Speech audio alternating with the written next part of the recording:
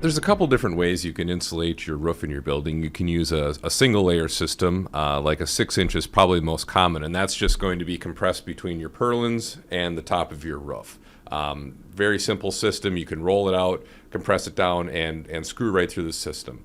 The next system you could potentially do is called a long tab banded system, and it's used in certain instances, not quite as often since the advent of the liner system and some of the other options. Basically what that is rows of banding placed underneath the purlins on the building to suspend the insulation, and then face rolls of insulation that are going to be rolled across down in the purlins. So you'll actually be able to see your purlins, and then you'll have insulation and then banding going across, and then you would come with another layer of 3-inch insulation over the top.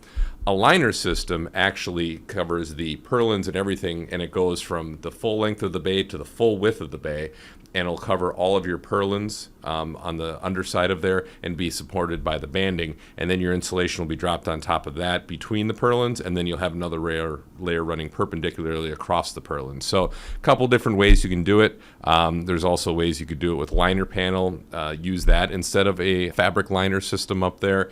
You can use rigid board, insulated panels, so there's a lot of different ways you can do it, fiberglass probably being the most popular.